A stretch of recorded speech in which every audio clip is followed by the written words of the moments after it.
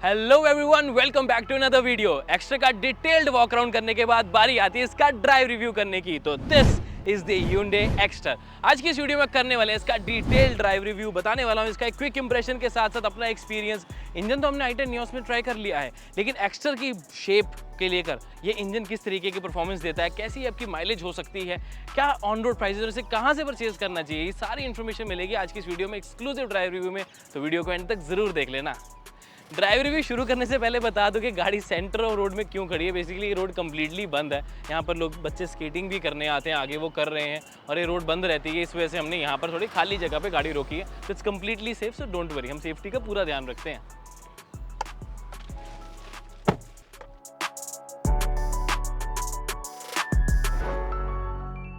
शुरुआत करते हैं सबसे इंपॉर्टेंट पॉइंट इसकी परफॉर्मेंस से। तो परफॉर्मेंस में मैं आपको क्लियरली कहना चाहूँगा कि जितना मैं एक्सपेक्ट कर रहा था उससे थोड़ी सी ज़्यादा परफॉर्मेंस आपको मिल जाती है। यानी कि ट्यून तो किया गया है इंजन को, i20 Neos से थोड़ा सा बेटर है और उसका सबसे बड़ा रीज़न ये है कि इसका शेप और साइज़ डिफरेंट है, उसके लिए ट्यूनिंग ज़रूरी भी थी। तो उसी वजह से आपको एक बेटर ऑप्शन मिल जाती है परफॉर्मेंस में। एंड आई पर्सनली फील कि आपको एक कमी कभी भी महसूस नहीं होने वाली पावर की। स्पेशली अभी हम जैसे गाड़ी में 3 लोग बैठे हैं, तो मुझे कहीं पे पावर की ऐसा कमी महसूस नहीं हो रही है। 1.2 लीटर का ये 83 PS अच्छी खासी पावर जनरेट कर रहा है, जितनी रिक्वायरमेंट रहती है। अब मैं इसे किसी स्पोर्ट्स कार या स्पोर्ट्स व्हीकल के साथ कंपेयर नहीं कर रहा हूँ यहाँ पर। मैं सिर्फ एक जनरल वे, जैसे आपको डेली लाइफ में, हाईवे पे, सिटीज़ में ओवरटेक करना होता है, तब की बात कर रहा हूँ। तो उसके पॉइंट ऑफ व्यू से मैं इसकी परफॉर्मेंस से खुश हूँ। अगर आप एक्सपेक्ट कर रहे हो कि वरना का 1.5 टर्बो पेट्रोल इंजन, नहीं, वो चीज़ें नहीं है, बट एक नेचुरल एस्पिरेटेड इंजन के हिसाब से बढ़िया काम करता है। रही बात इसके ब्रेकिंग परफॉर्मेंस की, तो आपको फ्रंट में डिस्क ब्रेक एंड रियर में मिल जाती हैं ड्रम ब्रेक्स, और मेरे हिसाब से इसकी ब्रेक्स में बाइट है जो आपको रिक्वायरमेंट रहती है, स्पेशली एक SUV में, क्योंकि आप उसको कहीं ना कहीं थोड़े से स्पोर्टी वे से चलाना प्रेफर करते हो। Anyways, let's move on to the another very important point, visibility। Height adjustable driver seat आपको यहाँ पर मिल जाती है। आप अपने एक SUV वाली फील लेने के लिए कमांडिंग पोजीशन पे बैठ सकते हो, जो कि ज़रूरी हो भी जाता है। बिकॉज अगर आपने एक SUV ली है, आप उसे चला रहे हो, तो आपको SUV वाली फील भी तो आनी चाहिए। तब आपको यहाँ पर एक अच्छी सिटिंग पोजीशन, कमांडिंग पोजीशन थोड़ी सी रेज्ड मिल जाती है, जिससे आपको लगता है कि हाँ, आप एक बड़ी गाड़ी चला रहे हो। इस सेगमेंट में, इस प्राइस रेंज, इस प्राइस सेगमेंट में आपको इस तरह की एक पोजीशन मिल जाए तो काफ़ी दिल खुश हो ही जाता है। अब इससे भी एक इम्पॉर्टेंट एस्पेक्ट आ जाता है कि ORVM IRVM की विजिबिलिटी कैसी रहने वाली है। IRVM आपको मैनुअल मिलता है, ORVM का साइज़ डिसेंट आपको मिल जाएगा, तो आप कहीं ना कहीं सेटिस्फाइड तो रहोगे, क्योंकि गाड़ी ऐसा कोई बहुत बड़ी नहीं है, इतना विजिबिलिटी का इशू नहीं आपको आने वाला।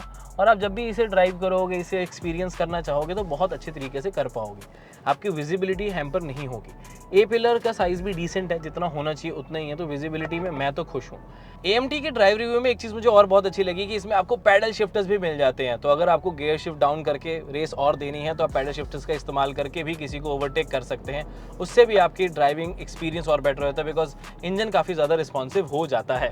अगला पॉइंट इसका स्टीयरिंग के बारे में एक चीज़ कहना चाहूँगा मैं। स्टीयरिंग वाइज काफ़ी थोड़ा वेट थोड़ा सा हैवी है इसका, तो वो चीज़ मुझे अच्छी लगी, क्योंकि अगेन ये एक स्पोर्ट्स यूटिलिटी व्हीकल है, तो आपको वो स्पोर्ट्स वाली जो है वो फील भी पूरी आनी चाहिए कि नहीं आनी चाहिए। तो उस वजह से आपको यहाँ पर प्रोवाइडेड है एक स्पोर्टी स्टीयरिंग व्हील भी, जहाँ पर थोड़ा सा वेट आपको दिया गया। लेकिन फिक्र मत करो, ऐसा नहीं है कि सिटीज़ में जब आप इसको चलाओगे तो आपको दिक्कत आने वाली है किसी तरह की, बिकॉज आप सिटीज़ में भी इसे बहुत अच्छे तरीके से चला पाओगे। ऐसे नहीं कि आपको स्टीयरिंग बहुत ज़्यादा हैवी लगेगा, यूटर्न लेना भी काफ़ी ज़्यादा ईजी इस व्हीकल के साथ हो जाता है। लेकिन एक और बहुत इंपॉर्टेंट क्वेश्चन आता है, बहुत लोग इस व्हीकल में AMT को प्रेफर करने वाले हैं, ऑटोमेटिक को प्रेफर करने वाले हैं, बिकॉज मैनुअल और ऑटोमेटिक में प्राइस गैप ज़्यादा नहीं है, और ट्रैफिक में हर किसी को मैनुअल के साथ दिक्कत तो आती है, और AMT उनकी ज़िंदगी आसान बनाता है। देखो, यूटर्न लेना कितना ज़्यादा आसान हो जाता है, किसी तरह की कोई दिक्कत नहीं आती, आपके लिए काफ़ी कन्वीनियंट है यूटर्न लेना। और AMT की जहाँ पर मैं बात कर रहा था, AMT अब AMT की तरह काम कर रहा है। मैं बिल्कुल नहीं बोलूँगा कि उसकी जर्कीनेस है ही नहीं। जैसा AMT होता है कि गियर शिफ्ट आपको फील होते हैं, थोड़ी गाड़ी स्लो होगी, थोड़ा सा उसमें स्मूथनेस नहीं होती है AMT में उतनी, उसी तरीके से ये वाला AMT भी काम कर रहा है, एज एक्सपेक्टेड। लेकिन इस AMT का फ़ायदा ये होता है कि आपको क्लच आपका ख़त्म, आपको क्लच यूज़ नहीं करना, कोई रिक्वायरमेंट नहीं रहती। और अगेन ऑफ कोर्स जिनकी नीज़ में प्रॉब्लम रहती है या ट्रैफिक में बहुत ज़्यादा प्रॉब्लम रहती है, वहाँ के लिए उनके लिए ये जन्नत है, जन्नत है। AMT ज़्यादा पैसे ना देते हुए, low maintenance as compared to the other some of the other automatic transmissions, आपकी लो मेंटेनेंस में भी आप अच्छे से इसको इस्तेमाल कर पाते हो। और अगेन आपकी लाइफ को ये काफ़ी ईजी बना देता है, आपकी ड्राइव को काफ़ी ईजी बना देता है। अब AMT से मेरी सिर्फ एक ही शिकायत रहती है कि जब आपको किक डाउन फील लेनी है, अगर मैं स्मूथ क्रूज चल रहा हूँ और एकदम से मेरे को पिकअप चाहिए, तो मैंने 3 2 1 रेस दी, टाइम लगा, फिर इसने अपनी पिकअप दिखाई। और जो ये पिकअप इसने दिखाई है, इसमें आवाज़ तो देखो आएगी ही। अब ये एक 4 सिलेंडर यूनिट तो है ही, उसके साथ साथ टर्बोचार्ज नहीं है ना, तो थोड़ी सी पावर के लिए आपको आवाज़ तो झेलनी पड़ेगी। बट ध्यान रखें कि 3000 से लेके 4000 बैंड तक तो इसकी पावर ठीक है, लेकिन उसके बाद ऑफ कोर्स ये थोड़ा सा डेड हो जाता है। तो मेरी सजेशन रिकमेंडेशन होगी कि जो लोग बहुत ज़्यादा पावर ओरिएंटेड है, परफॉर्मेंस पॉइंट ऑफ व्यू से इस व्हीकल के बारे में सोच रहे हैं, तो वो एक बार टेस्ट ड्राइव ज़रूर लें, ज़्यादा अच्छे से इस व्हीकल को समझें। AMT के साथ थोड़ा सा ये दिक्कत रहेगी कि आपको परफॉर्मेंस एकदम से नहीं मिलेगी, इंस्टेंट रिस्पॉन्स नहीं मिलेगा। उसके लिए मैनुअल ट्रांसमिशन ज़्यादा बड़ी रहती है कि जब भी पावर चाहिए गियर डाउन करो और वो गो। लेकिन अगर आपको फिर भी ऑटोमेटिक लेना, तो एक अच्छी चीज़ होती है ट्रिपट्रॉनिक्स। जैसे स्टेयरिंग से अपना गियर लीवर को आप राइट साइड पे करें तो आप गियर्स को मैनुअली चेंज कर पाएंगे। ये अप, नीचे करेंगे तो डाउन, तो उससे आप फिर भी अगर आपको ओवरटेक जल्दी करना है तो गियर डाउन किया, रेस दे दी, तो उससे कंपैरेटिवली थोड़ा सा आपको बेटर रिस्पॉन्सिव इंजन मिल जाता है ट्रांसमिशन के जरिए। तो ये तो AMT के बारे में बात होगी। बताना चाहता हूँ इसके सस्पेंशन के बारे में। एक चीज़ मुझे बहुत अच्छी लगी कि CNG वेरिएंट अगर आप प्रेफर लोगे तो कंपनी ने उनकी सस्पेंशन को डिफरेंट रखा है, उसको अलग से ट्यून किया है ताकि उसमें हैंडलिंग कोई कॉम्प्रोमाइज़ ना हो। और पेट्रोल वाले वेरिएंट्स में सस्पेंशन अलग तरीके से ट्यून की गई है और वो भी मुझे बढ़िया लगे। रियर में थोड़ी देर हम बैठे थे तो हमने एक्सपीरियंस किया इसको, जब हम इस लोकेशन पर आ रहे थे, तो मेरे हिसाब से थोड़ा सा बॉडी रोल आपको महसूस होगा, लेकिन वो कोई बहुत ज़्यादा नहीं है। That's very very acceptable. Cities में देखो ड्राइव करना इजी है, यू टर्न लेना हो फटाफट, स्टीयरिंग बहुत ज़्यादा अच्छे तरीके से फीडबैक और रिस्पांस दे पाता है। और अगेन कंफर्ट की बात आ रही है तो थोड़ा सा बॉडी रोल तो आपको महसूस होगा। और जो अगेन आपका वो आ जाता है नॉइस, सस्पेंशन की, खड्डे कैसे हैंडल कर पाती है, मैं काफ़ी खुश हूँ कि अच्छे तरीके से हैंडल कर लेती है। जो हम इस प्राइस सेगमेंट में एक्सपेक्ट करते हैं उससे थोड़ी सी बेटर ही है ये गाड़ी।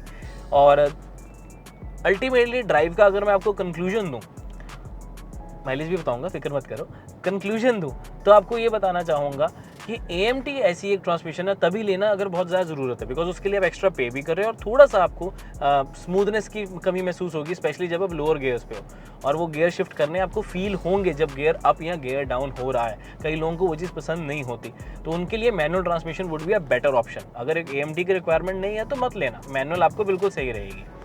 दूसरी बात आ जाती है माइलेज। कंपनी क्लेम करती है पेट्रोल वेरिएंट्स के साथ 19.2 और 19.4 किलोमीटर पर लीटर की माइलेज। मैं बताऊंगा सिटी में आपको 14 से 15 मैक्स, हाईवेज पे आपको फिर भी 19 से 20 आराम से मिल जाएगी, जो कि इस साइज, इस सेगमेंट, इस शेप के मुकाबले में बिल्कुल सही है, परफेक्ट है। NVH लेवल्स फटाफट आपको बताता हूँ, बट चलो CNG पहले बताता हूँ। CNG क्लेम्ड है 27 किलोमीटर पर लीटर, लेकिन अगर आप रियल लाइफ की बात करें तो 25 तो आपको आराम से मिल ही जाएगी माइलेज इन द CNG। उसका ड्राइव रिव्यू थोड़ी देर बाद आ जाएगा, तो उसे भी चेकआउट ज़रूर कर लेना। अगली बात आ जाती है इसकी NVH लेवल्स की। अब 1.2 लीटर का नेचुरल एस्पिरेटेड इंजन है, 4 सिलेंडर है, तो वाइब्रेशन ज़्यादा नहीं है, नॉइज़ भी डिसेंट है, लेकिन नॉइज़ तब आती है जब आप ज़ोर से रेव करते हो तब। उसके अलावा नॉइज़ जो है वो ऐसे ना कैबिन के अंदर उतनी आती है ना इंजन की उतनी ज़्यादा महसूस होती है। तो ओवरऑल ड्राइव रिव्यू के एक्सपीरियंस को मैं 9 आउट ऑफ 10 आराम से दे सकता हूँ, considering the price segment, considering the features it is offering, considering the design, considering the brand. मैं खुश हूँ, क्या आप खुश हो?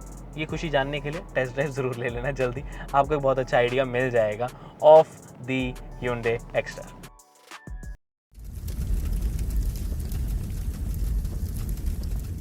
LED DRLs रात में और ज़्यादा अच्छे लग रहे हैं, दिन में तो बढ़िया लग ही रहे थे। ये H शेप LED DRLs रात में काफ़ी ब्राइट भी हैं। अगर मैं लाइट्स ऑफ करके आपको दिखा भी देता हूँ, काफ़ी आपको ब्राइट लगने वाले हैं। और साथ में आपको बाई फंक्शनल प्रोजेक्टर हेडलैम्प्स मिल जाते हैं, जिनका थ्रो मुझे तो डिसेंट लगा। वैसे हम लुक्स की बात करते हैं, बाकी थ्रो के इंटीरियर में बात करूँगा।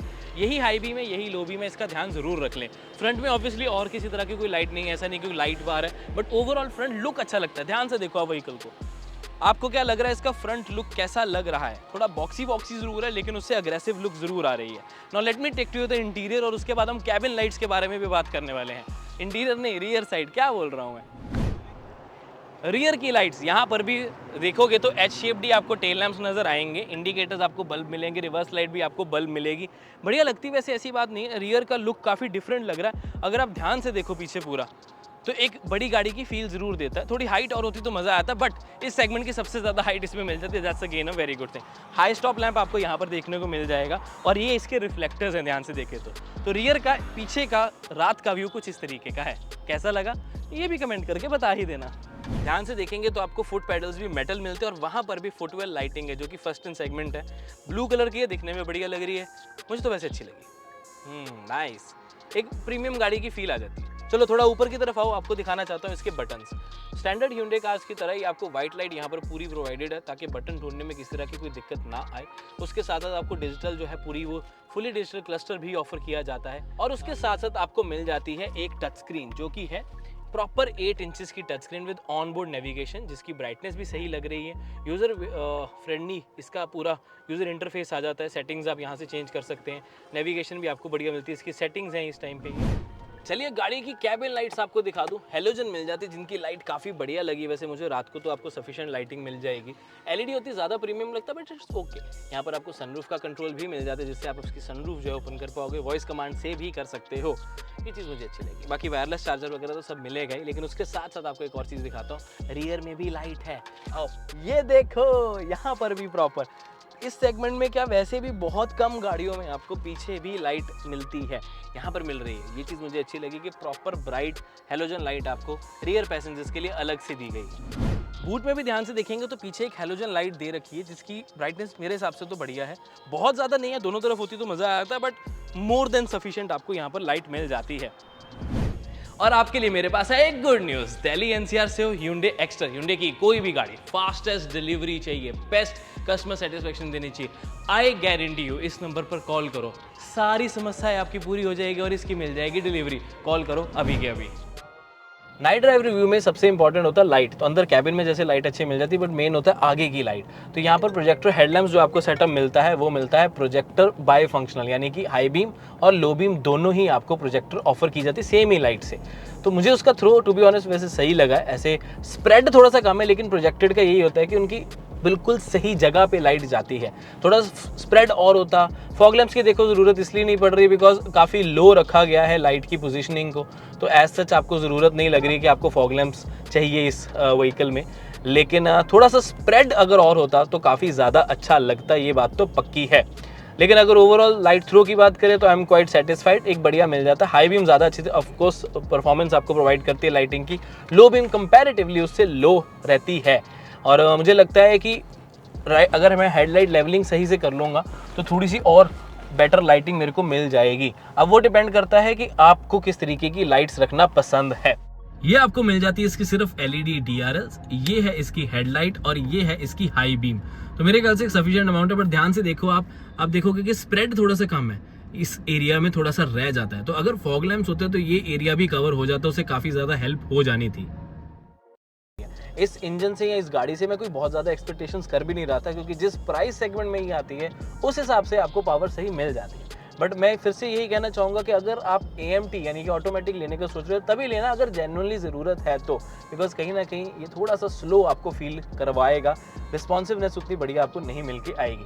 लेकिन अगेन Hyundai कंपनी ने उसका भी इलाज दिया है, तो अगर आपको कभी रिस्पॉन्सिवनेस चाहिए हो तो आपके पास हमेशा पैडल शिफ्टर्स शामिल हैं AMT वेरिएंट्स में, जहाँ पर अगर आपको लगा कि आपको ओवरटेक करना है तो बस एक गियर शिफ्ट डाउन किया और रेस दी। उससे क्या है कि थोड़ी सी परफॉर्मेंस आपको बेटर मिल जाती है, रिस्पॉन्स मिल जाता है ट्रांसमिशन की तरफ से। अब ये एक बेनिफिट आपको मिल जाता है विद द पैडल शिफ्टर्स। लेकिन ध्यान रखें 3000 से 4000 RPM तक तो फिर भी ठीक है, लेकिन उसके बाद ये इंजन काफ़ी हद तक डेड हो जाता है, तो गियर शिफ्ट करना ज़रूरी हो जाता है। विजिबिलिटी वाइज सिर्फ आपको एक चीज़ लगेगी कि हाँ आपको मैनुअली IRVM को एडजस्ट करना पड़ेगा रात को, बट वो इतना कोई बड़ा इशू मेरे को टू बी ऑनेस्ट लगा नहीं है। That's perfectly fine. आपको ऐसे सारे कंट्रोल्स ब्लोलिंग के, रोड साइड असिस्टेंस के यहीं पे बटन मिल जाते हैं, which is again a very good thing. And उसके साथ साथ आपको विजिबिलिटी वाइज मिरर्स में वैसे कोई दिक्कत नहीं आएगी, साइज़ अच्छा है, पोजीशन सही है, कोई डेड स्पॉट आपको नज़र नहीं आने वाला। तो ये था हमारी तरफ से एक quick night drive review of this vehicle. उम्मीद है वीडियो आपको अच्छी लगी होगी। यहाँ तक देख ही लिया, लाइक शेयर सब्सक्राइब करना ना बोले। Detailed drive review, detailed walk around upload हो चुका है, उसे चेकआउट कर लें। और जल्दी आ रहा है इसका comparison with the Tata Punch. मिलते हैं अब अगली वीडियो में। Till then drive safe, take care, bye bye.